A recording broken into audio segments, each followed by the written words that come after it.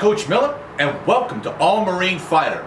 Today, in our first part of our series, we're going to learn the basic boxing stance and basic movement. This is going to be the foundation by which you throw punches, various combinations, and be able to move around the ring to a victory over your opponent. We're first going to show you in the orthodox or right-handed stance, and then we'll show you in the southpaw or left-handed stance. We're first going to start with the basic boxing stance.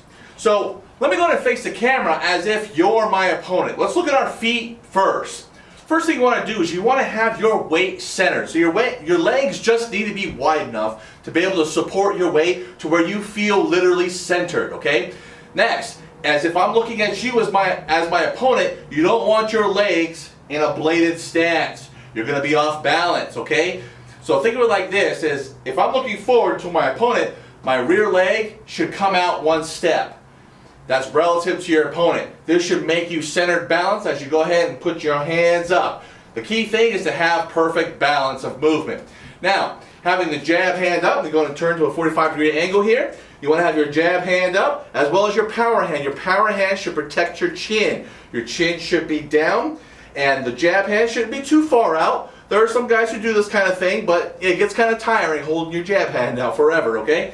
Right here in front of your face, all right? You should take a slight bend in your knees. You shouldn't be straight up, but you shouldn't be so far down either, because this will take a toll on your knees and you'll start to get tired. So jab hand up, power hand up, chin down. It's very important to keep your chin down, because if your chin's up, the way that you get punched, especially with the angles and nerves, it's easier to get knocked out that way. Hands up, just like this. Now, left-handed stance, same thing but mirrored, okay? So we're not in a bladed stance, okay? We're not doing the karate or taekwondo thing, all right? We're gonna have the rear leg come out just a little bit, nice and centered, hands up. All right, turn it to a 45-degree angle here so you can see. Jab hand up, power hand covering the chin, chin down. All right, you shouldn't have it so far down that you can't see your opponent, okay? But just down enough to provide a downward angle when punches come in. So jab hand up, power hand up, and sitting here, nice, perfect, and balanced. Now to our movement, you're always going to want to make sure that you're moving with the outside foot. You never want to cross your feet, and it's always generally going to work just like this. So if you're my opponent, so my position is relative to you here, whenever I move, if I move forward, I'm stepping forward and stepping up. Now each time I step, the amount of distance I step with each leg should be the same. What you don't want to do is take a big step and an even bigger step. Now I'm off balance.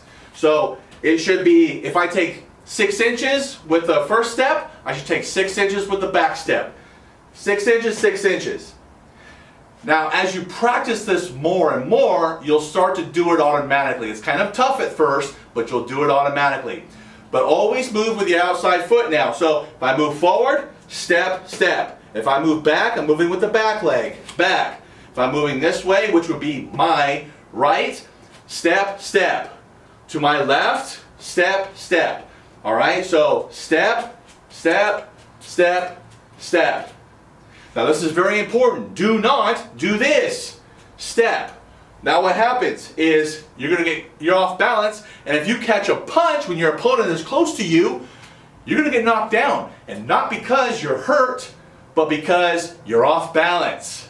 And that's still an 8 count, by the way. So, nice good stance. Step forward, step back, to the left, to the right. For the right-hander, same thing. Step, step, step, step. Now, there's an easy drill that you can do to help with your movement. Now remember, practice doesn't make perfect. Perfect practice makes perfect. Now, for convenience of teaching, I do have multicolor squares that allows me to have this box pattern here. But it's actually pretty good for movement patterns. So you can do this. Simply start at one end, step forward, right, back, left. Your lead foot should be in each square. I can go right, forward, left, back. Right-handed stance, I can do the same thing. So forward, right, back, left. And try to keep a good stance the entire time. Practice that movement. You want to be able to burn it in your brain. Try to do it quicker. That's going to help your agility and burn it in muscle memory. So forward, left, back, right. If you have a gym or some type of setup where you have multicolored squares, you can actually do this in longer patterns. And remember, the goal is to get it to where it burns in your muscle memory, so you don't have to think about it anymore. I've spent years and years boxing. I don't have to think about movements anymore.